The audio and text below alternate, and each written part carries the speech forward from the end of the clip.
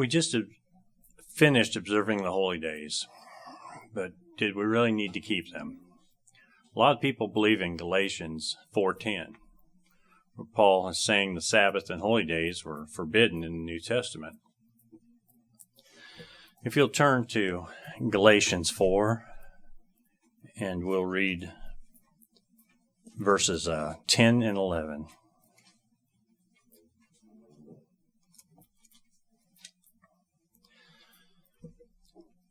You observe the days and months and seasons and years. I am afraid for you, lest I have labored for you in vain. Paul was speaking to converts who previously had been in bondage to paganism. Go back up to verses 8 and 9. But then indeed, you who did not know God, you served those which by nature are not gods. But now after you have known God, or rather are known by God, how is it that you turn again to the weak and beggarly elements to which you desire again to be in bondage? So what bondage is he talking about that they desire to return for, or return to? It couldn't be the Sabbath and holy days.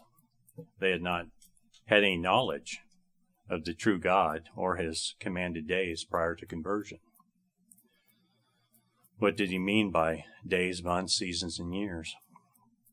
And these people were Gentile and in times past had not known the real God. They had been serving demons and idols, and some among them were trying to turn back to this worship. They could not have been turning back to God's festivals because they had never kept them. So I got 3 points. Point 1, this observing of times or seasons was mentioned by Moses in Leviticus and Deuteronomy. So if you'll turn to Leviticus 19. Leviticus 19, we'll read verse 26.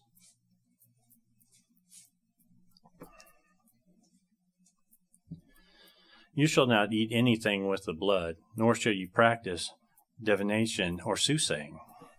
In the original King James Version, was translated as divination, and soothsaying is called times. This is connected to horoscope, heavenly bodies. Do you read your daily horoscope? Do you know what your sign is of the zodiac? This is the return to pagan practices based on heavenly bodies and their times they pass through the night sky. They also use these constellations based on the heroics of ancient gods as they were set up in their pagan calendars for heathen religious seasons. Chinese also have a zodiac. They call their years by certain ages, such as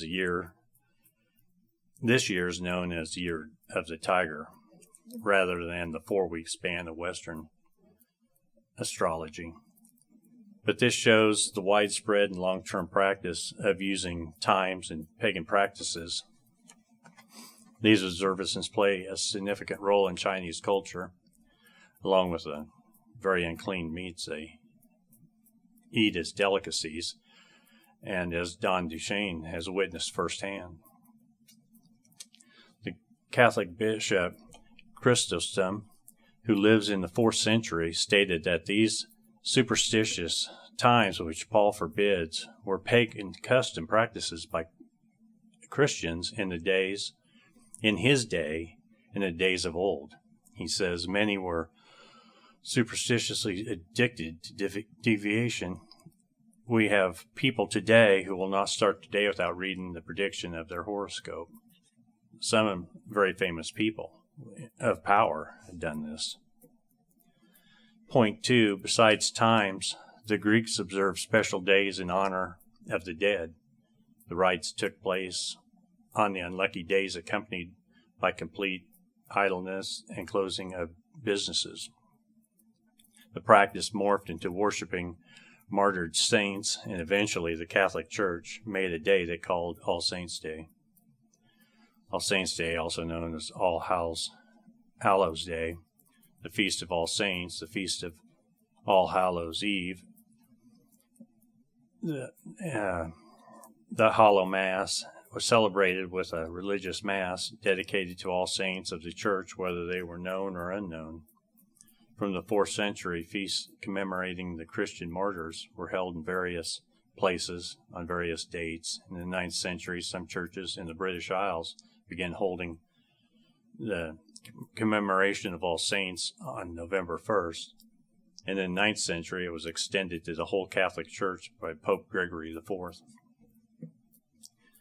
Down to our time, this merging of the celebration the Celts had for the worshiping dead ancestors, known as Samhain, combined with All Hallows Eve, into one word called Halloween. Most of the practices we've seen on Halloween actually go back to the Celts and their religious leaders, the Druids, and practices God calls an abomination or stench to his nostrils, as we learned from a past sermon. These Gentile Galatians were returning to the customs of doing penance on the old pagan days, as well as keeping the newly learned days of God set apart. It was the paganism that Paul was referring to. These religious holy days were set aside as periods of penance because they were regarded as unsuitable for many purposes, both public and private, for battles, taxes, sacred rites, journeys, and marriages. As many as 1/3 of the days of the old Greek and Roman calendars were marked as unlawful for judicial and political business, on which the state expected the citizens to abstain as far as possible from their private business and labor. You can see the attraction of being allowed to be idle for 1/3 of the year.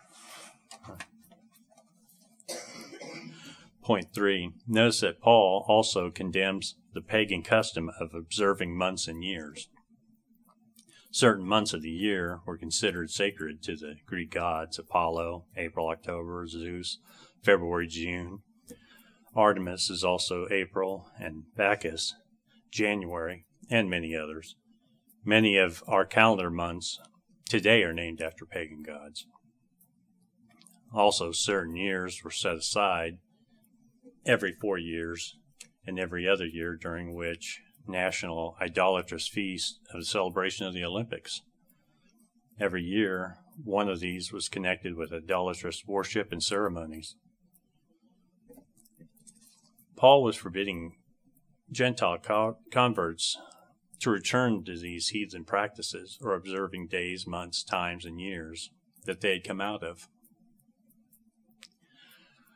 The syncretizing of religions was taking place back then too.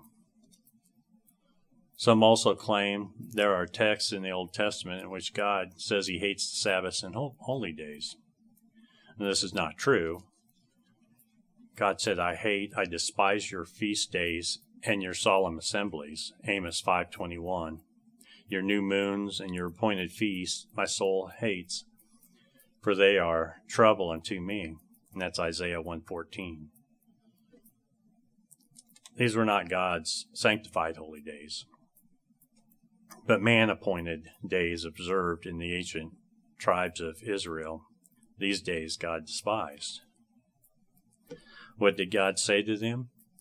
You don't need to turn to this, but in Ezekiel 20, verses 18 through 21, but I said to their children in the wilderness, do not walk in the statutes of your fathers, nor observe their judgments, nor defile yourselves with their idols.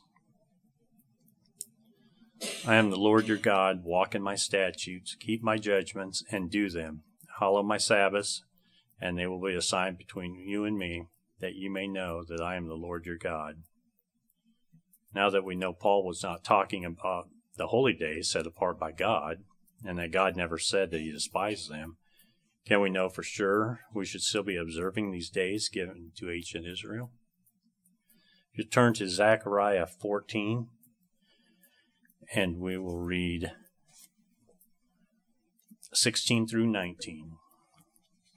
Zechariah 14, 16 through 19. Verse 16, And it shall come to pass that everyone who is left of all the nations which come against Jerusalem shall go up from year to year to worship the King, the Lord of hosts, and keep the Feast of Tabernacles. And it shall be that whichever of the families of the earth do not come up to Jerusalem to worship the King, the Lord of hosts, on them there will be no rain. Verse 18, If the family of Egypt will not come up and enter in, they shall have no rain. They shall receive the plagues with which the Lord strikes the nations who do not come up to keep the Feast of Tabernacles. And verse 19, This shall be the punishment of Egypt and all the punishment of the nations that do not come up and keep the Feast of Tabernacles. If they will be keeping it in the millennium, and God has never changed his mind about it, his plans, his days that teach us about it. Many other verses also show this, but those are for another time. The pagan celebration of pagan gods involve human sacrifice, prostitution, the fear of destruction for not paying homage to these gods. The holy days of God each have a meaning and point to a plan of hope for mankind by a creator who loves and only wants good for his children. Satan has always tried to turn everything God designed for good into a twisted, perverted worship of himself. When we wander back into the paganism of the world, it is in fact worship of the devil and an opposite of worship for God. Paul was trying to help the Gentile converts see that they could not combine true religion with the paganism that they had come out of, and neither can we.